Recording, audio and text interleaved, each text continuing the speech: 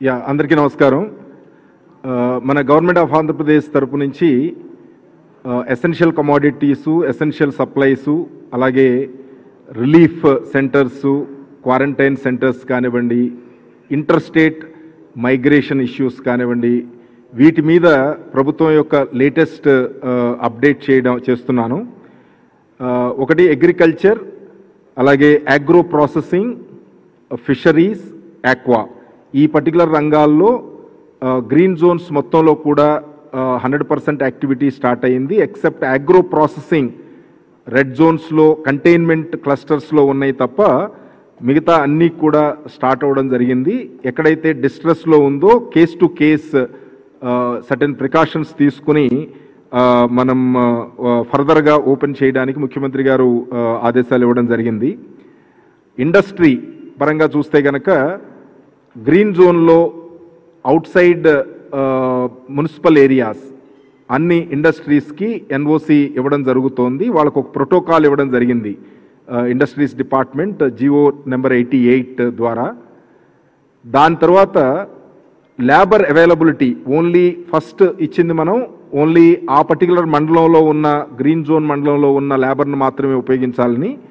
But industry వాళ్ళు మన ప్రభుత్వానికి వాళ్ళు ప్రాబ్లమ్స్ చెప్పిన తర్వాత ముఖ్యమంత్రి గారు గ్రీన్ జోన్ మండలాల నుంచి, ఏ గ్రీన్ జోన్ మండలం నుంచి అయినా సరే డెడికేటెడ్ ట్రాన్స్పోర్ట్ పెట్టుకుని వాళ్ళు సోషల్ డిస్టెన్సింగ్, అలాగే మనం ట్రాన్స్పోర్ట్ చేసేటప్పుడు 40% కెపాసిటీతో వెహికల్స్ రన్ చేయడానికి పర్మిషన్ ఇచ్చి ఇండస్ట్రీస్ అన్నీ కూడా మనకి ఆపరేట్ చేయడానికి పర్మిషన్ ఇవ్వడం జరిగింది.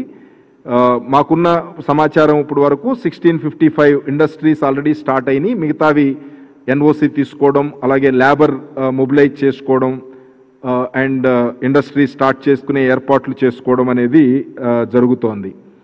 సో అలాగే మిగతా యాక్టివిటీస్ అన్నీ కూడా గ్రీన్ జోన్స్లో యాక్టివ్గా మనకి ఎకనామిక్ యాక్టివిటీ కూడా ఉండాలి కాబట్టి గ్రీన్ జోన్లో వీలైనంత మ్యాక్సిమం యాక్టివిటీ ఇంక్రీజ్ చేయడానికి అగ్రికల్చరే కాకుండా అగ్రికల్చర్ అండ్ అగ్రో ప్రాసెసింగ్, అలాగే మిగతా అగ్రికల్చర్ రిలేటెడ్ సెక్టార్స్లో ఆల్రెడీ చాలా స్పష్టమైన రిలాక్సేషన్స్ మనం ఇవ్వడం జరిగింది. తర్వాత ఈ ఇంట్రా స్టేట్ మైగ్రేషన్ అంటే మన రాష్ట్రంలోనే ఒక ప్రాంతం నుంచి ఇంకో ప్రాంతానికి లేబర్ వెళ్ళి పని చేయడం అనేది మనకి సహజం. సో ఇందులో భాగంగా లాక్డౌన్ జరిగినప్పుడు, పనులు జరుగుతున్నప్పుడు అక్కడికి వెళ్ళి లాక్డౌన్లో చిక్కుకుపోయి అది పని అగ్రికల్చర్ ఆపరేషన్స్ అయిపోయిన తర్వాత వాళ్ళ ఓన్ ప్రాంతాలకు వెళ్ళడానికి కొంత ఇబ్బంది పడిన మాట వాస్తవం. దాన్ని దృష్టిలో పెట్టుకుని మనకి MHA గైడ్ లైన్స్ ఇవ్వగానే ముఖ్యమంత్రి గారు చాలా స్పష్టమైన ఆదేశాలు ఇచ్చారు. ఇక్కడ ఉన్న మైగ్రెంట్ లేబరు పనులు లేకపోతే గనక వాళ్ళ ప్లేసులకి చేర్చే ఏర్పాటు చేయమని. సో మనకి మేజర్ ఇష్యూ గుంటూరు జిల్లాలో సుమారు 64,883 మంది లేబర్ అక్కడ ఉన్నారు. అది కర్నూలు సంబంధించి మ్యాక్సిమం 42,000, అలాగే అదర్ డిస్ట్రిక్ట్స్ 9,000, మిగతా స్టేట్స్ వాళ్ళు 13,000. వీటిలో మనం గ్రేడెడ్గా ఫస్ట్ ఫేజ్లో green zone to green zone already మనం పర్మిషన్ ఇవ్వడం జరిగింది. యాజ్ ఆన్ టుడే ఆల్రెడీ మనం 11,554 మంది లాస్ట్ 3 డేస్లో మనకి గుంటూరు జిల్లా నుంచి కర్నూలు జిల్లా గ్రీన్ జోన్ మండలం నుంచి గ్రీన్ జోన్ మండలానికి ఆల్రెడీ ట్రాన్స్పోర్ట్ చేయడం జరిగింది. దీనికి సంబంధించి 384 ఆర్టీసీ బస్సులు మనం ఉపయోగించాము.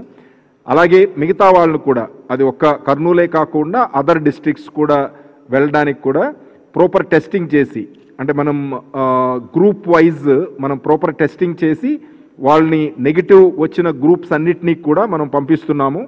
ఏదైనా గ్రూప్లో పాజిటివ్ కనుక వస్తే ఆ గ్రూప్ని అక్కడే 14 days క్వారంటైన్ చేసి మళ్ళీ టెస్ట్ చేసిన తర్వాత నెగిటివ్ వచ్చిన తర్వాత వాళ్ళని పంపించడం జరుగుతుంది.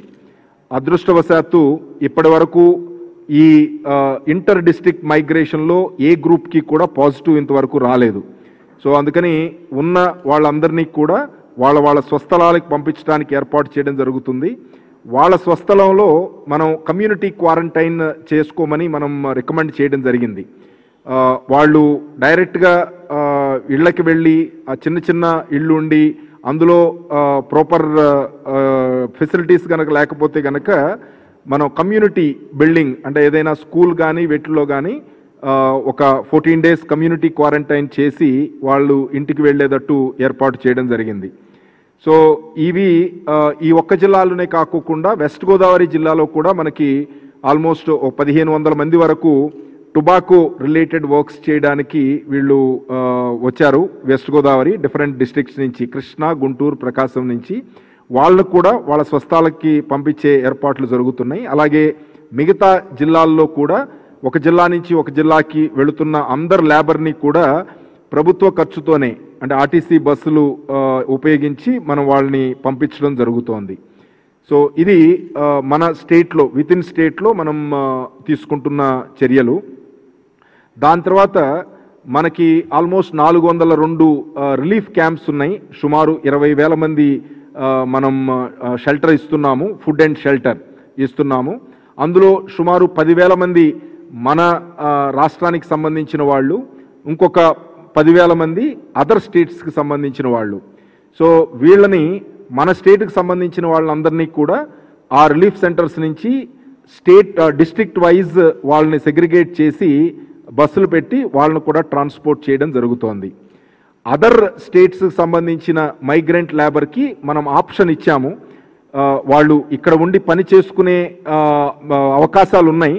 ఎందుకంటే యాక్టివిటీ స్టార్ట్ అయ్యింది కాబట్టి, ఇండస్ట్రీస్ అదర్ యాక్టివిటీస్ కూడా స్టార్ట్ అయ్యింది కాబట్టి ఇక్కడ ఉండి పని చేసుకునే అవకాశం ఉంది. సో అది వీలైనంత వరకు వాళ్ళని కన్విన్స్ చేసి ఇక్కడ ఉండేటట్టు ఏర్పాటు చేస్తున్నాం. ఎవరైతే బ్యాక్కి వెళ్ళాలని అనుకుంటున్నారో సుమారు 6,300 మంది మేము మా స్వస్థలాలకు వెళ్ళిపోతాము అని మనకి రిపోర్ట్ ఇచ్చారు. అంటే ప్రతి క్యాండిడేట్ వైజ్ మనం వాళ్ళ విల్లింగ్నెస్ తీసుకున్నాం, వాళ్ళు ఇక్కడ ఉంటారా, వాళ్ళు వెళ్ళిపోతారా అని. ఈ 6,300 మందికి సంబంధించి మనం పర్మిషన్ ఇవ్వడానికి సిద్ధంగా ఉన్నాం. ఈరోజు ఇంటర్ స్టేట్ మూవ్మెంట్కి సంబంధించి గవర్నమెంట్ ఆఫ్ ఇండియా 29వ తారీఖు నిన్న మనకు ఒక స్పష్టమైన గైడ్ లైన్స్ ఇచ్చింది కాబట్టి దాన్ని తగ్గట్టు అందరూ చీఫ్ సెక్రటరీస్కి కూడా ఈరోజు మనం కమ్యూనికేషన్ ఇచ్చాము. మీ స్టేట్స్కి సంబంధించిన ఇంతమంది పలానా సెంటర్లో ఉన్నారని సెంటర్ వైజ్ డీటెయిల్స్ ఇస్తూ ప్రతి స్టేట్ చీఫ్ సెక్రటరీకి కూడా మన డీటెయిల్స్ పంపించడం జరిగింది. సో వాళ్ళని మనం రిక్వెస్ట్ చేసింది ఫస్ట్, ఎందుకంటే ఇంటర్ స్టేట్ మైగ్రేషన్లో స్టేట్స్ 2 కూడా యాక్సెప్ట్ చేయాలి. అంటే పంపించే స్టేటు, రిసీవ్ చేసుకునే స్టేటు కూడా 2 యాక్సెప్ట్ చేయాలి కాబట్టి వాళ్ళని పర్మిషన్ అడుగుతూ మనం లెటర్స్ రాయడం జరిగింది. సో వాళ్ళకి పర్మిషన్ రాగానే వాళ్ళ స్టేట్స్, ఇప్పుడు మనం గుజరాత్లో మనకున్న ఫిషర్మెన్ని మనం బస్సులు అవి పెట్టి మన అరేంజ్మెంట్స్ తీసుకొచ్చి మన ప్రభుత్వ ఖర్చుతో మనం తీసుకొచ్చాం. అలాగే ప్రతి స్టేట్ కూడా వాళ్ళకొక ప్రోటోకాల్ ఉంటుంది కాబట్టి వాళ్ళ స్టేట్ వాళ్ళకున్న పాలసీ ప్రకారం వాళ్ళు డిసైడ్ చేసుకోవాలని మనం వాళ్ళకి చీఫ్ సెక్రటరీస్ అందరికీ కూడా ఈరోజు రాయడం జరిగింది. సో దాని మీద వాళ్ళకి ఇచ్చే స్పందన బట్టి ఫర్దర్గా మేము యాక్షన్ తీసుకోవడం జరుగుతుంది. తర్వాత మన ఆంధ్రప్రదేశ్ సంబంధించిన పర్సన్స్ బయట స్టేట్స్లో సుమారు 12,602 మంది మనకి రిపోర్ట్ చేశారు, మేము పలానా చాటు ఉంటున్నామని. ప్రతి స్టేట్ వైజు మనకి సెంటర్ వైజు లిస్ట్ మనం రెడీగా ఉంది. వాళ్ళ వెల్ఫేర్ గురించి ఆ స్టేట్ గవర్నమెంట్స్తో మనం కంటిన్యూస్గా ఫుడ్ అండ్ షెల్టర్ వాళ్ళకి అందేటట్టు ఏర్పాటు చేస్తున్నాం. ఇప్పుడు ఇంటర్ స్టేట్ మైగ్రేషన్కి ప్రొవిజన్ ఉంది కాబట్టి ఈ అందరు చీఫ్ సెక్రటరీస్ కూడా ఇందులో సుమారు 4,000 చిల్లరు మనకు ఆల్రెడీ మన గుజరాత్ నుంచి ఫిషర్మెన్ మనకి శ్రీకాకుళం ఆన్ ది వే ఉన్నారు. మోస్ట్లీ రేపు మధ్యాహ్నానికి వాళ్ళు శ్రీకాకుళం, అలాగే విజయనగరం, విశాఖపట్నం 3 జిల్లాలు మేజర్ ఎక్కువ మంది మనకు శ్రీకాకుళం వాళ్ళు ఉన్నారు. వాళ్ళు కనుక వచ్చేస్తే సుమారు ఇంకొక 8,000 వరకు బయట మన ఆంధ్రప్రదేశ్ వాళ్ళు ఉన్నారు. సో వీళ్ళందరికీ కూడా ఈరోజు మనం పర్మిషన్ ఇవ్వమని మన స్టేట్ గవర్నమెంట్ నుంచి కన్సెంట్ ఇస్తూ వాళ్ళని పర్మిషన్ ఇవ్వమని చీఫ్ సెక్రటరీస్కి లెటర్ రాయడం జరిగింది. అందరికీ కూడా ప్రతి స్టేట్ వైజ్ మన చీఫ్ సెక్రటరీస్కి లెటర్స్ రాయడం జరిగింది. మన ఆంధ్రప్రదేశ్ సంబంధించిన వాళ్ళు ఎక్కడెక్కడ ఉన్నారు అనేది తెలియచేస్తూ, దీంతో పాటు అంటే మనకు తెలిసినంత వరకు ఈ నెంబర్సు, మనకు తెలియకోకుండా కూడా కొంతమంది వాళ్ళంతటికి వాళ్ళు వెళ్ళుండొచ్చు, పిలిగ్రమేజ్ కానివ్వండి, స్టూడెంట్స్ కానివ్వండి, రకరకాల కేటగిరీస్ వాళ్ళంతటికి వాళ్ళు వెళ్ళుండొచ్చు, వాళ్ళు స్టాండర్డ్ అయి ఉండొచ్చు, వాళ్ళకి ఆర్థిక స్థితి రీజనబుల్గా ఉంది కాబట్టి మనకు రిపోర్ట్ చేయకోకుండానే వాళ్ళంతటికి వాళ్ళు వాళ్ళ టైం స్పెండ్ చేస్తూ ఉండుండొచ్చు.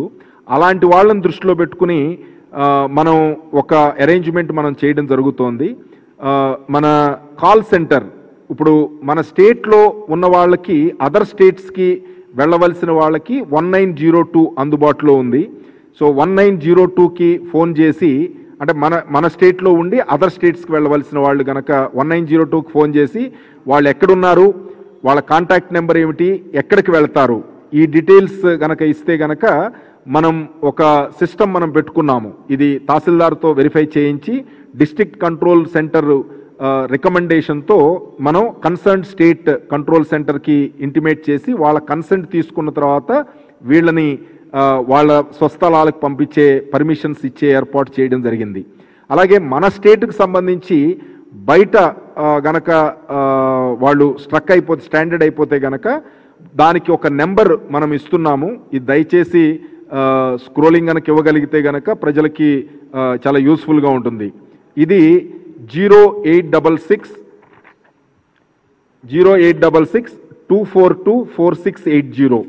అంటే ఇదే కాకుండా మనం AP COVID-19 control room @gmail.com, ఇది సింపుల్గా ఉండడానికి మెయిల్ అయినా చేయొచ్చు. 0866 242 4680. సో ఇది మీకు పేపర్స్ ఇస్తాము. సో ఈ నెంబర్ గనక, ఇది కాల్ సెంటర్, ఇది సింగిల్ నెంబర్ కాదు, సింగిల్ ఫోన్ కాదు, మన 1902 కాల్ సెంటర్కే ఇది కూడా ల్యాండ్ అవుతుంది. కాకపోతే ఏంటంటే మన 1902 అనేది జియోగ్రఫికల్ లిమిటేషన్ ఉంది, మన ఆంధ్రప్రదేశ్ నుంచి మాత్రమే దానికి కాల్స్ కనెక్ట్ అవుతాయి. కానీ ఈ నెంబర్ కనుక ఫోన్ చేస్తే అదే 1902 కాల్ సెంటర్కే డైరెక్ట్గా కనెక్ట్ అవుతుంది. సేమ్ ప్రాసెస్ సేమే ఉంటుంది. ఇది బయట రాష్ట్రాల్లో మన ఆంధ్రప్రదేశ్ సంబంధించిన వాళ్ళు స్టాండర్డ్ అయిన వాళ్ళకి సౌలభ్యం కోసం చేశాము. ఒకసారి మనకు గనక ఇన్ఫర్మేషన్ వస్తే గనక దానికి తగ్గ ఏర్పాట్లు, అంటే దానికి మనం ఇమీడియట్గా కలెక్టర్ దగ్గర నుంచి వీళ్ళు డీటెయిల్స్ మనం తెచ్చుకోవడం, తర్వాత ఆ కన్సర్న్ స్టేట్కి మనం పర్మిషన్ ఇస్తూ లెటర్ రాయడం, వాళ్ళు వచ్చిన తర్వాత మనం ఇక్కడ ఏం ప్రోటోకాల్ ఫాలో అవుతాము అనేది. సో వీళ్ళందరికీ కూడా ఎవరైతే ఇంట్రా స్టేట్ కానీ ఇంటర్ స్టేట్ కానీ ఎవరైతే మూవ్ చేస్తున్నామో వాళ్ళందరికీ కూడా ప్రాపర్ హెల్త్ చెకప్ చేసి మాత్రమే విలేజెస్కి పంపించడం జరుగుతోంది. దయచేసి అందరినీ కూడా ప్రజల్ని రిక్వెస్ట్ చేసేది, వీళ్ళు బయట నుంచి వస్తున్నారు, వీళ్ళు ఏం తీసుకొస్తున్నారో, వాళ్ళకి ఏమన్నా ఇన్ఫెక్షన్ ఉందేమో అని అనవసరంగా ఆందోళన పడొద్దు. అలాంటి ఏమన్నా ఉంటే గనక హెల్త్ చెకప్లో తెలిసిన వాళ్ళని ఆ ఎంటైర్ గ్రూప్ని మనం క్వారంటైన్ సెంటర్లో 14 days ఉంచి మళ్ళీ నెగిటివ్ వచ్చిన తర్వాతే వాళ్ళ విలేజెస్కి పంపించడం జరుగుతుంది.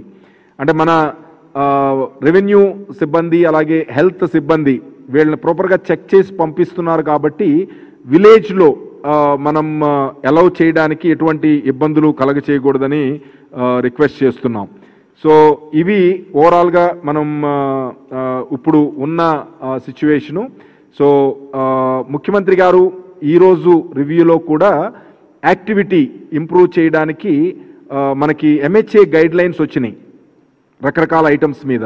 ఒకటి ఇందాక చెప్పాము, intra state migration, inter state migration, అలాగే సీఫేరర్స్ అంటే మనం షిప్పుల్లో వచ్చేవాళ్ళు క్రూ చేంజ్, ఆ క్రూ చేంజ్ కనుక ప్రాపర్గా జరగకపోతే కనుక మళ్ళీ షిప్పింగ్ సర్వీసెస్ కూడా ఇబ్బంది పడే అవకాశం ఉంటుంది. కాబట్టి ఆ రకమైన ఇబ్బంది లేకోకుండా seafarers sign on sign off protocol already ఇవ్వడం జరిగింది. అంటే వాళ్ళు షిప్ నుంచి దిగి వాళ్ళ ఇంటికి వెళ్ళడానికి, అలాగే వాళ్ళు డ్యూటీ ఎక్కడానికి, మళ్ళీ షిప్కి ఎక్కడానికి సైన్ ఆన్ చేయడం, ఈ రెండింటికి కూడా చాలా స్పష్టమైన ప్రోటోకాల్ ఇవ్వడం జరిగింది. దీంతో పాటే షాప్స్ కూడా స్టాండ్ అలోన్ షాప్స్ రూరల్ ఏరియాస్లో గ్రీన్ జోన్స్లో కొంచెం వైడర్ ఫెసిలిటీ ఉంది. ఎక్సెప్ట్ షాపింగ్ మాల్స్ అలాగే సింగిల్ బ్రాండ్ మాల్స్ తప్ప, multi brand and single brand malls తప్ప మిగతా షాపులు ఓపెన్ చేయడానికి ఆల్రెడీ MHA గైడ్ లైన్స్ ఇచ్చింది కాబట్టి గ్రీన్ జోన్స్లో అవి ఓపెన్ చేయడానికి పర్మిషన్ ఇవ్వాల్సిందిగా ముఖ్యమంత్రి గారు ఈరోజు ఆదేశించడం జరిగింది.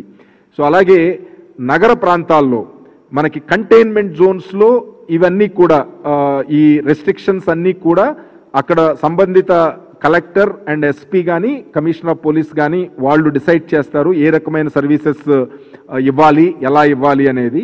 అవుట్ సైడ్ కంటైన్మెంట్ జోన్స్ మాత్రం స్టాండ్ అలోన్ షాప్స్ అంటే ఇండిపెండెంట్గా డిఫరెంట్ ప్లేసుల్లో 1-2 షాపులు ఉండే కేటగిరీ, అలాగే రెసిడెన్షియల్ కాంప్లెక్స్ల్లో ఉండే షాపులు కూడా ఓపెన్ చేయడానికి already MHA guide lines permission ఇచ్చింది. నిన్న మన స్టేట్ గవర్నమెంట్ తరపు నుంచి కూడా GOMS నెంబర్ 255 అంటే MHA నుంచి వచ్చిన గైడ్ లైన్స్ అన్నింటినీ కూడా కన్సాలిడేట్ చేస్తూ ఒక అడిషనల్ గైడ్ లైన్స్ ఇవ్వడం జరిగింది. దీని ప్రకారం ఈ రకమైన ఫెసిలిటీస్ అన్నీ ఇచ్చే అవకాశం ఉంది. సో ఇది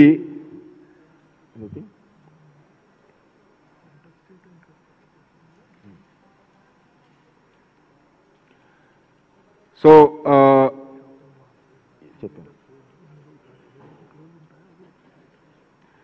యా అంటే ఇప్పుడు మనందరికీ తెలిసిందే ప్రొహిబిటెడ్ యాక్టివిటీస్ చాలా క్లియర్గా ఇవ్వడం జరిగింది. సినిమా థియేటర్స్ కానివ్వండి, షాపింగ్ మాల్స్ కానివ్వండి, ఎడ్యుకేషనల్ ఇన్స్టిట్యూషన్స్ కానివ్వండి, పబ్లిక్ ట్రాన్స్పోర్ట్ కానివ్వండి.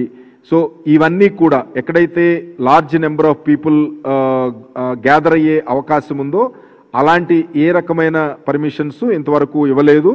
అది టైం పడుతుంది.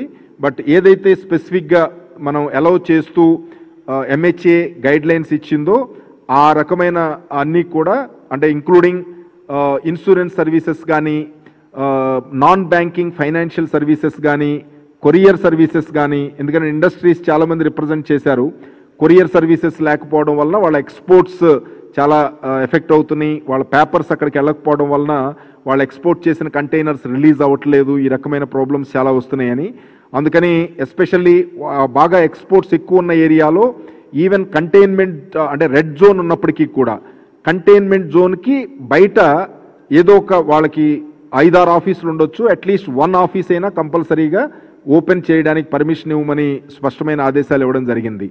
అలాగే కృష్ణపట్నం పోర్టు, అక్కడున్న మన పవర్ ప్లాంట్స్, దాని తర్వాత అక్కడ ఉన్న ఎడిబుల్ ఆయిల్ రిఫైనింగ్ యూనిట్స్, వీటన్నిటికి కూడా ఈవెన్ దో అది రెడ్ జోన్ మండలంగా డిక్లేర్ చేసినప్పటికీ కూడా కంటైన్మెంట్ జోన్గా బయటకు ఉంది కాబట్టి అది బాగా ఎసెన్షియల్ సర్వీసెస్ కాబట్టి ముఖ్యమంత్రి గారు స్పష్టమైన ఆదేశాలు ఇచ్చి ఈ యాక్టివిటీ గనక ఆగిపోతే గనక మన స్టేట్కి ఎసెన్షియల్ కమోడిటీస్ కొరత ఏర్పడే అవకాశం ఉంది కాబట్టి మనం ఓపెన్ వాళ్ళకి రన్నింగ్ చేయడానికి పర్మిషన్ ఇవ్వడం జరిగింది.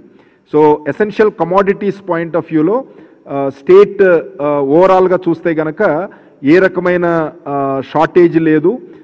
మన డిస్ట్రిక్ట్ లెవెల్లో జాయింట్ కలెక్టర్స్ అధ్యక్షతన ఒక కమిటీ పెట్టి వాళ్ళు అక్కడ ఉన్న పరిస్థితుల్ని దృష్టిలో పెట్టుకుని రేట్స్ అవి నోటిఫై చేసి ఆ రేట్స్ అమ్మేటట్టు ఏర్పాటు చేయడం జరుగుతోంది.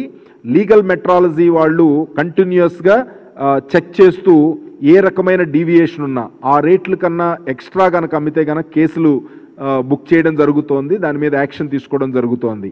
సో ఎడిబుల్ ఆయిల్ కానివ్వండి, మిల్క్ కానివ్వండి, వెజిటబుల్స్, ఫ్రూట్స్, అలాగే మేజర్ ఒక 9 ఐటమ్స్ మనం ఎసెన్షియల్గా గ్రాసరీస్లో మనం మానిటర్ చేస్తాము. రైస్ కానీ, దాల్స్, అలాగే oil, edible oil, so Bombay రవ్వ, ఈ టైప్ అంటే కన్జంప్షన్ బాగా ఎక్కువ ఉండే ఐటమ్స్ని మనం మానిటర్ చేస్తున్నాము. సో ఇది హోల్సేల్ డీలర్స్ అసోసియేషన్తోనూ అలాగే స్టాకిస్టులు, మెయిన్ స్టాకిస్టులు వాళ్ళ ఫిజికల్ స్టాక్ కూడా మనం ఎప్పటికప్పుడు వెరిఫై చేస్తూ మనం తెప్పించుకుంటూ మానిటర్ చేయడం జరుగుతోంది. మూమెంట్ ఓవరాల్గా ట్రాన్స్పోర్ట్ చూస్తే కనుక 30% నుంచి 40 to 45%, అంటే ఇంతకుముందు లాక్డౌన్ కన్నా ముందు కమర్షియల్ వెహికల్స్ ఆ పర్టికులర్ టోల్ గేట్ కానివ్వండి, inter state boundary check post కానివ్వండి, లాక్డౌన్ ముందు కమర్షియల్ వెహికల్స్ అంటే ఓన్లీ గూడ్స్ వెహికల్స్ లారీస్ ఎన్ని వెళ్ళేవి, ఇప్పుడు ఎన్ని వెళుతున్నాయి.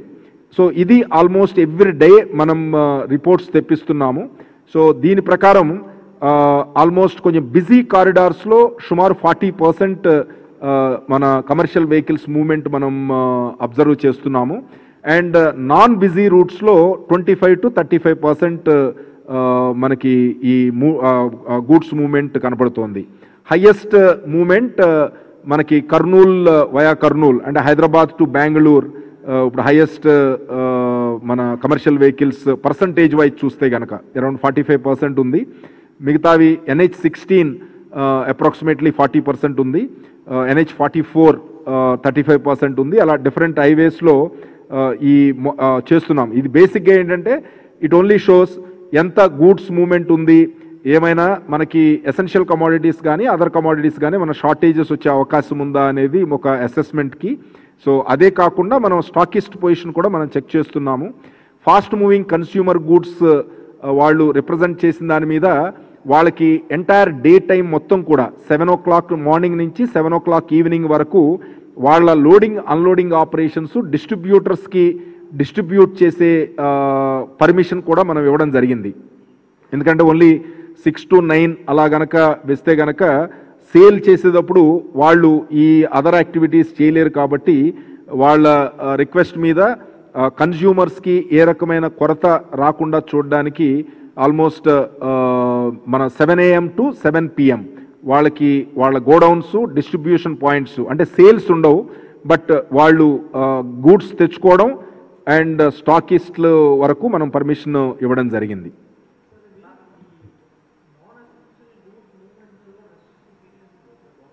యా మనం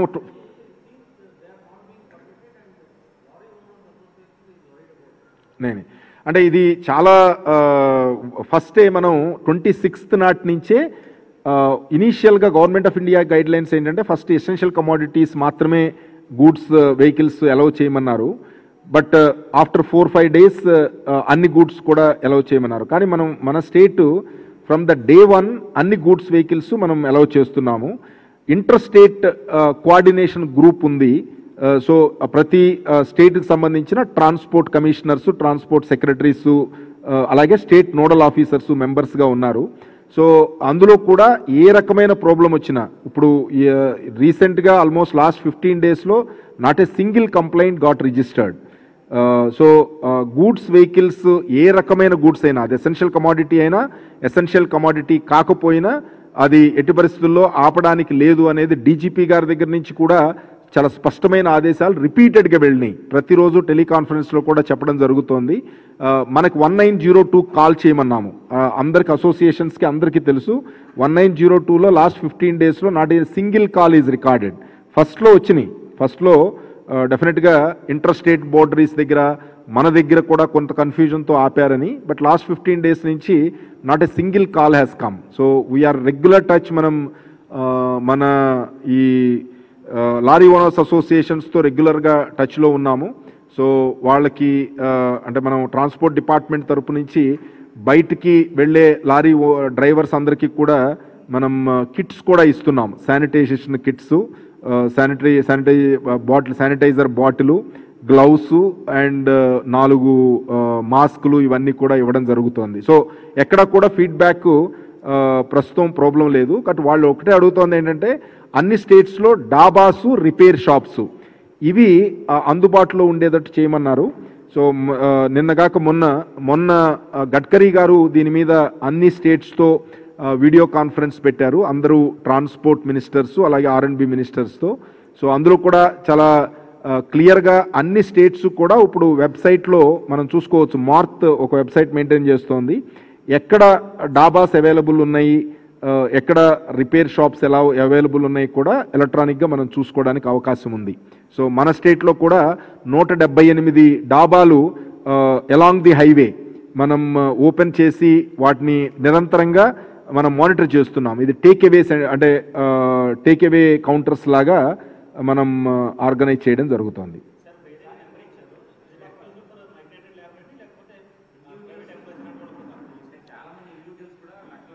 అదే అంటే ఇప్పుడు ఫస్ట్ ప్రయారిటీ, ఎందుకంటే మీరు గైడ్ లైన్స్ చూశారు, అంటే వీళ్ళని గ్రూప్స్ లాగా చేసి ఆ గ్రూప్స్ లాగా బస్సుల్లో పంపించమనేది గైడ్ లైన్స్. ఎందుకనంటే మనం ఏ కంట్రోల్ లేకుండా ఎవరు వెళ్తున్నారు, ఎక్కడికి వెళుతున్నారు, ఎంతమంది వెళుతున్నారు అనేది మనం ఏమీ చూడుకోకుండా గనక ఓపెన్ చేసేస్తే గనక ఇన్ని రోజులు మనం చేసిన ప్రయత్నం అంతా కూడా వృధా అవుతుంది. సో అందుకనే మనం అందరికీ ఈ ఆపర్చునిటీ ఇస్తున్నాము. You just record your requirement. ఇప్పుడు అందుకనే మనకి ఈ కాల్ సెంటర్ నెంబర్స్ కానీ with in state, out side state కానివ్వండి, అలాగే మెయిల్ ఐడి ద్వారా కానివ్వండి, వాళ్ళ రిక్వెస్ట్లు కనుక మనకు వస్తే వీళ్ళని పూల్ చేసే అవకాశం ఉంటే కనుక, సపోజ్ 2-3 జిల్లాల్లో కలిపి చెన్నై వెళ్ళవలసిన వాళ్ళు ఒక 50 మంది ఉన్నారనుకోండి, లేకపోతే 25 మంది ఉన్నారనుకోండి, సో వాళ్ళని గ్రూప్ చేసి పంపించడానికి అవకాశం ఉంటుంది. కానీ వాళ్ళ ఇండివిజువల్ వెహికల్స్లో ఎవరు పడితే వాళ్ళు ఎక్కడ పడితే అక్కడ వెళ్ళాలంటే కనుక మనం ఆ రిసీవింగ్ స్టేట్ పర్మిషన్ లేకోకుండా మనం ఇవ్వలేము మన గైడ్లైన్స్ ప్రకారం. సో మనం ఫస్ట్ యాక్సెప్ట్ చేయాలి, రిసీవింగ్ స్టేట్ యాక్సెప్ట్ చేయాలి. సో అందుకని ఒక ప్రోటోకాల్ మనకి ఏదైతే ఇచ్చారో దాని ప్రకారం మనం ఫాలో అవుతున్నాము. బట్ డెఫినెట్లీ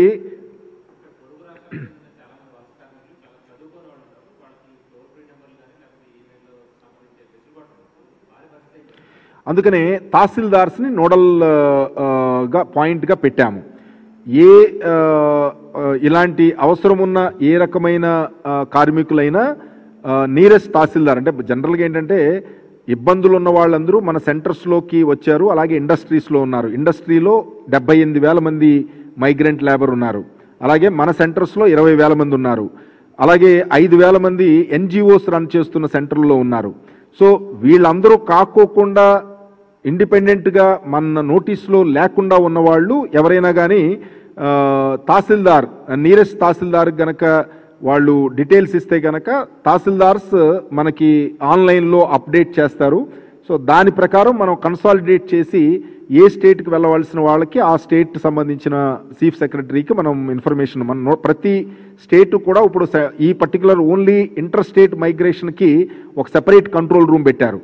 సో మన స్టేట్లో మన కంట్రోల్ రూమ్కి Arja Srikanth IRTS officer, CEO skill development corporation ex officio secretary, అతన్ని మనం ఇక్కడ కంట్రోల్ రూమ్లో పెట్టాము. రౌండ్ ది క్లాక్ కంట్రోల్ రూమ్లో ఆపరేట్ అవుతుంది. సో తహసీల్దార్స్ గనక ఇన్ఫర్మేషన్ రాగానే వాళ్ళు మనకు అప్లోడ్ చేసే సిస్టమ్ మనం డెవలప్ చేశాము.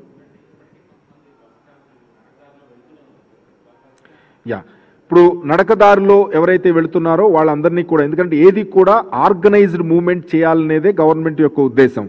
మనం అనార్గనైజ్డ్గా ఎవరికి ఇన్ఫర్మేషన్ లేకుండా వెళ్ళిపోతే గనక వాళ్ళు ఏమి క్యారీ చేస్తున్నారు, అసలు నిజంగా వాళ్ళకి ఏమన్నా ప్రాబ్లం ఉందా, వాళ్ళ విలేజెస్కి వెళ్ళినా కానీ వాళ్ళకి అదే ప్రాబ్లం ఎదురుపడుతుంది. చాలా విలేజెస్లో మనం చూస్తున్నాం, బయట నుంచి వచ్చేసిన వాళ్ళని ఆపేస్తున్నారు విలేజెస్. సో అందుకని ఏదైనా ఒక ఆర్గనైజ్డ్గా వెళితే కనుక మనం ప్రాపర్ టెస్టింగ్ చేసి నెగిటివ్ అని వాళ్ళని ప్రూవ్ చేసి పంపిస్తాం కాబట్టి కాన్ఫిడెన్స్ లెవెల్స్ ఉంటాయి, వాళ్ళు కూడా ధైర్యంగా వెళ్ళడానికి అవకాశం ఉంటుంది. సో అందుకనే ఈ నడక ద్వారా వెళ్ళే వాళ్ళందరినీ కూడా చెక్ పోస్టుల దగ్గర ఆపేసి నియరెస్ట్ రిలీఫ్ సెంటర్స్కి పంపిస్తున్నాము. ఆల్మోస్ట్ లాస్ట్ 10 డేస్లో చూస్తే కనుక సుమారు 4,000 మందిని అలా మనం సెంటర్స్లో పెట్టాము. వీళ్ళందరినీ కూడా విత్ ఇన్ స్టేట్ డిస్పర్స్ చేసేస్తున్నాము. అవుట్ సైడ్ స్టేట్ వాళ్ళని వీఆర్ వెయిటింగ్. ఇప్పుడు ఒరిస్సా వాళ్ళు they are preparing a plan, అంటే వాళ్ళు మన డీటెయిల్స్ అన్ని అడిగారు, మనం డీటెయిల్స్ ఇచ్చాము, వాళ్ళు ఎవాక్యుయేషన్ ప్లాన్ వాళ్ళు ఇస్తామన్నారు. సో అలా ప్రతి స్టేటు కూడా మనకున్న మెంబర్స్ని వాళ్ళకి డీటెయిల్స్ పంపిస్తున్నాము. సో దాని ప్రకారం వాళ్ళు ఇచ్చిన అదర్ స్టేట్స్ ఇచ్చిన ప్లాన్ ప్రకారం మనం వీళ్ళని రిలీజ్ చేసుకుంటూ వెళ్ళడం జరుగుతుంది.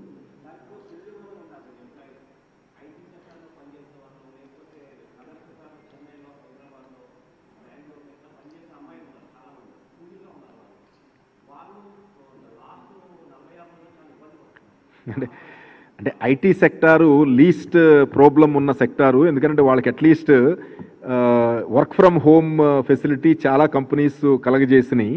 సో అయినప్పటికీ కూడా అందుకనే మనం ఈ ఫిగర్స్ మనకు వస్తే తప్ప మనం ఒక డెసిషన్ చెప్పలేము. అందుకని ఈ ఫెసిలిటీ ఇస్తున్నాము. ఎక్కడున్నారు, ఎక్కడికి వెళ్ళాలి, సో ఈ మ్యాపింగ్ చేస్తే, ఇప్పుడు సపోజ్ నేను ఇందాక చెప్పాను, ఇప్పుడు వైజాగ్ నుంచి ఒక 100 మందో 200 మందో బెంగళూరు వెళ్ళాలి, చెన్నై వెళ్ళాలి.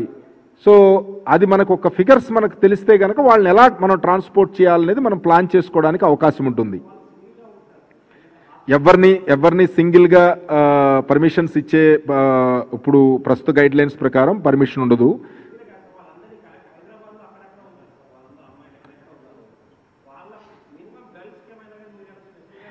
అందుకేనేనండి ఇప్పుడు ఫస్ట్ ఇప్పుడు AP COVID-19 control room @gmail.com ఒక మెయిల్ ఇచ్చాము. 1902 మన స్టేట్ వాళ్ళకైతే అండ్ అదర్ స్టేట్స్ వాళ్ళకి నెంబర్ ఇచ్చాము. సో ఫస్ట్ రిజిస్టర్ చేసుకుంటే గనక నెక్స్ట్ 24 అవర్స్లోనో 48 అవర్స్లోనో మనకు అసలు ఏమిటి వాట్ ఈస్ ద రిక్వైర్మెంట్ అనేది మనకి అసెస్ చేయగలిగితే గ్రూపింగ్ చేస్తాం. అందుకనే గ్రూప్స్ చేస్తామని చెప్తున్నాము. సో ఒక పర్టికులర్ ఏరియాలో ఉన్న వాళ్ళని గ్రూప్స్ చేసి ఇప్పుడు మనం తెలంగాణ నుంచి ఇక్కడికి రావాలి, కానీ తెలంగాణ యాక్సెప్ట్ చేస్తుందో లేదో మనం తెలుసుకోకుండా మనంతరకు మనం పర్మిషన్ ఇచ్చేలేం కదా. ఫస్ట్ మన స్టేట్కి సంబంధించిన వాళ్ళు తెలంగాణలో ఇంతమంది ఉన్నారు, ఈ ప్రాంతాల్లో ఉన్నారు అని వాళ్ళ కమ్యూనికేట్ చేసి వాళ్ళ పర్మిషన్ కన్సెంట్ తీసుకుని వాళ్ళ పర్మిషన్ ఇస్తేనే మనం యాక్సెప్ట్ చేయగలం. అలాగే రివర్స్ కూడా.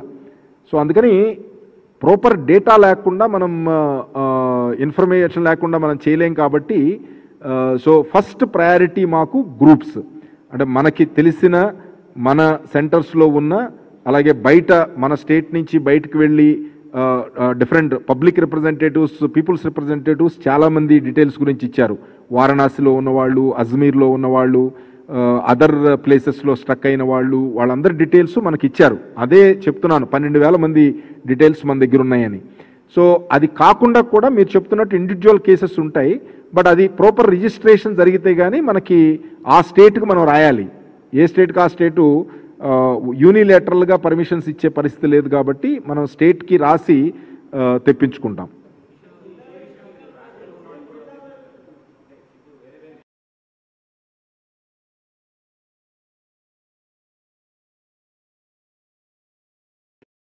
అంటే వాళ్ళు రిజిస్టర్ చేసుకుంటే కనుక డెఫినెట్లీ ఆర్గనైజ్ చేద్దాం. అదేనండి, అంటే ఓన్ వెహికల్స్ ఇప్పుడు మనం లాక్డౌన్ పీరియడ్ ఇంకా కంటిన్యూ అవుతుంది, 3rd వరకు ఇంకా లాక్డౌన్ ఉంది. సో దాని తర్వాత ఫర్దర్ గైడ్ లైన్స్ ఏమొస్తాయి అనేది వెయిట్ చేద్దాము. ప్రైవేట్ వెహికల్స్లో పర్మిషన్స్ ఆల్రెడీ ఇస్తున్నాము. దేనికి మెడికల్ ఎమర్జెన్సీస్ కానీ, ఏదైనా స్పెసిఫిక్ డెలివరీ కానివ్వండి, ఏదైనా సపోర్ట్ మన సీనియర్ సిటిజన్స్కి సపోర్ట్ కావాలి, వాళ్ళకి చూడడానికి ఎవరు లేరు, లేకపోతే ఎవరన్నా చనిపోతే కానీ ఇలా అలాంటి మేజర్ వాటికి మనం ఆల్రెడీ ఇస్తున్నాము. అది డీజీపీ కంట్రోల్ రూమ్లో ఇస్తున్నారు, అలాగే మన సబ్ కలెక్టర్సు, ఆర్డీఓస్ ఇస్తున్నారు. So we are taking care. But general purpose ట్రావెల్కి ఏంటంటే ఒక సిస్టమ్ మనం బిల్డప్ చేయాలి. లేకపోతే కనుక వాళ్ళు ఎవరు ఎక్కడికి వెళుతున్నారు అనేది కనుక క్లారిటీ, ఇప్పుడు వాళ్ళు వెళ్ళగానే వాళ్ళ సైడ్ నుంచి ఇప్పుడు సపోజ్ తెలంగాణ వెళ్ళారనుకోండి, తెలంగాణ గవర్నమెంట్ ఆల్సో వాళ్ళని జస్ట్ ఎట్టబడితే వెళ్ళినారు కదా, వాళ్ళను టెస్ట్ చేస్తారు, వాళ్ళు నెగిటివ్ ఉన్నారా లేదా అనేది చూస్తారు. దాని తర్వాత వాళ్ళకి హోమ్ క్వారంటైన్ కానీ ఇంటికి వెళ్ళడానికి కానీ పర్మిషన్ ఇస్తారు. అదే మన స్టేట్ కూడా మనం ఒక ప్రోటోకాల్ పెట్టుకున్నాము. సో ఎక్కడి నుంచి వచ్చిన వాళ్ళైనా ఇమీడియట్గా జస్ట్ మనం 1,00,000 మంది వచ్చేస్తే 1,00,000 మంది డిస్పర్స్ అయిపోయారు అనుకోండి, ఇప్పుడు వరకు చేసిందంతా కూడా మనం వేస్ట్ అయిపోతుంది కదా. లేదండి, there is absolutely no issue. Oil companies state coordinator కూడా ఇక్కడ కంట్రోల్ రూమ్లో ఉంటున్నారు, రౌండ్ ది క్లాక్ వాళ్ళ మనుషులు ఉన్నారు. అండ్ మామూలుగా రిఫైనరీస్ పొజిషన్ కానీ, స్టాక్ పొజిషన్ కానీ, అలాగే మనం అన్ని gas as well as petrol bunks operations కానీ చూస్తే కనుక ఏ రకమైన ఇబ్బందులు లేవు.